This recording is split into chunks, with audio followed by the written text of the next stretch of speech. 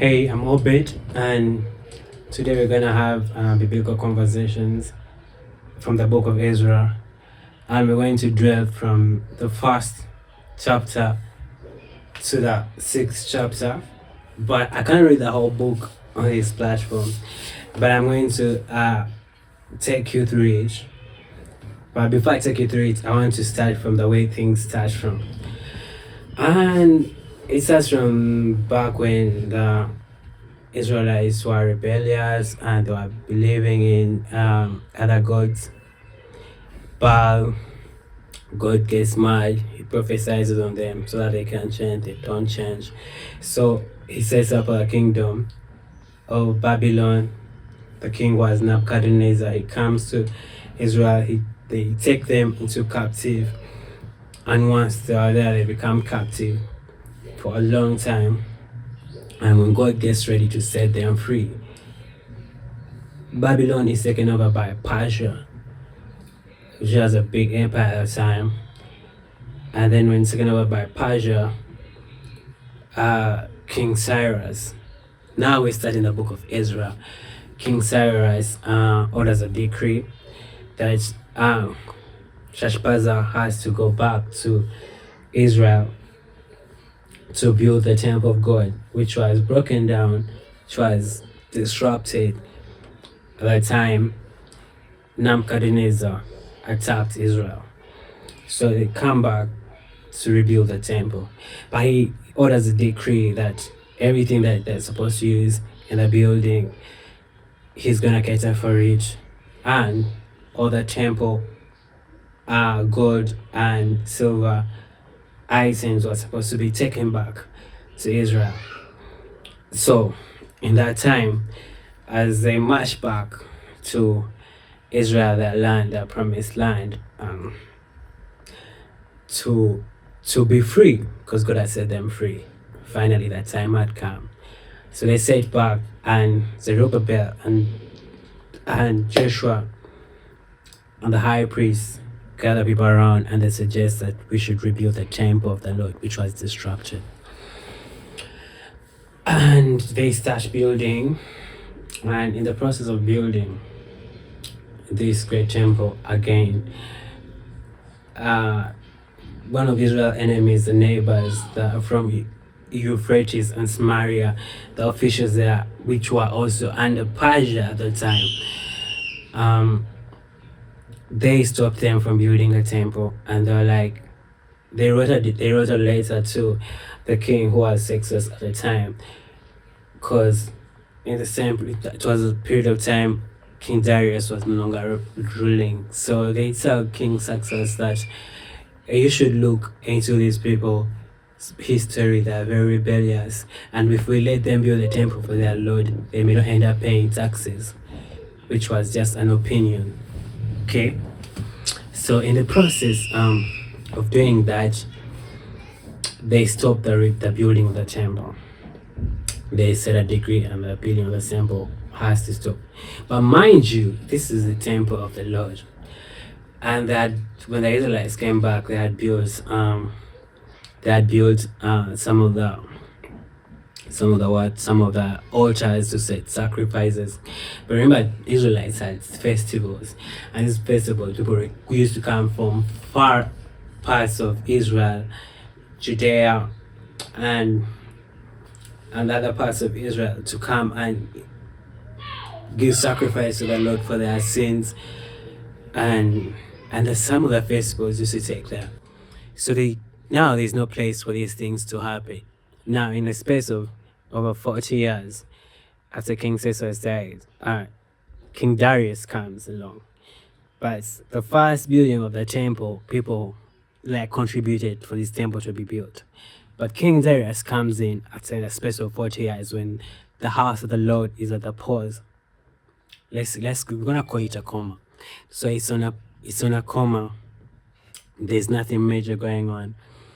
And when King Darius comes, the Spirit of the Lord invents the priest, the high priest, so they decide, the Levites, so they decide to rebuild the temple, to continue with the construction so that they can finish it.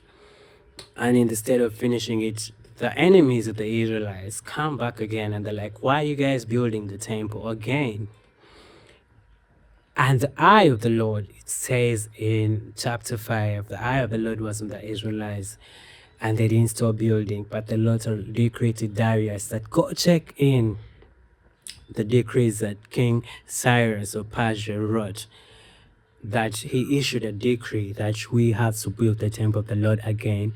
And when King Darius goes and reads some of the documents, he finds that King Cyrus had issued a decree of building the temple of the Lord again. And he said that they are supposed to be given all the items that Nebuchadnezzar has stolen from the temple of the Lord. And also the sacrifices were supposed to be taken in the temple of the Lord. And all the things that were supposed to be used, the material, the labor was supposed to be catered by the governor. They're supposed to come from the treasure house of Persia. So Darius reads that and he's like, I'm going to cater for everything. There's no one touch or stop the construction of the house of the Lord, and let it be constructed so that we can be blessed. Now, you're gonna ask yourself, why am I having this conversation? The reason why I'm having this conversation for me is the number of times where God has put a pause or a comma, not a full stop, but a pause in the things that I was aspiring to do, on the things that I wanted to do. And I felt like, to me, in that time that those feelings were happening in real time, it felt like God is stopping me, or this will not happen again. But watching this in a retrospect, I'm like, because when you read through the book of Ezra from chapter 1 to chapter 6, you see the hand of God on every step. And you see that because when they try to build the house the first time, they're using the money and the materials, the human resource was coming from them. Yet the decree, God's plan, was to work on the decree that King Cyrus has decreed, that he's going to cater for everything. Not any Israelites were supposed to give a penny on the construction of the house of the Lord, because again, it was disrupted by foreigners. So God had his own plan on how this thing was supposed to be built. So the hand of the Lord was still on it. And this takes time, at a time where people still want a place to dwell with the Lord. They want a dwelling place to have a relationship, intimacy with Lord. And it's not in existence because it was distracted by Nebuchadnezzar. And now they yearn for a place of dwelling, but God has his own plan. Until the people were ready, the king was ready, the time was ready, he set a perfect time, and everything was provided, not from their perfect pockets, but from the pockets of the Persian. Everything was provided. And that lets me and you know that when God says he will provide all your needs, he will indeed provide all your needs. He has the resources, the people, the materials, he has the funds to say when the time is ready, not when you're ready, but when the time is ready, when the people he's going to collab with are ready, he says the time. Remember, God is out of time, but we are in time. So he says our time, not his time. The perfect time to work his miracles. Like if he's exciting to do abundantly above what we can think or imagine, according to his power that worketh in us.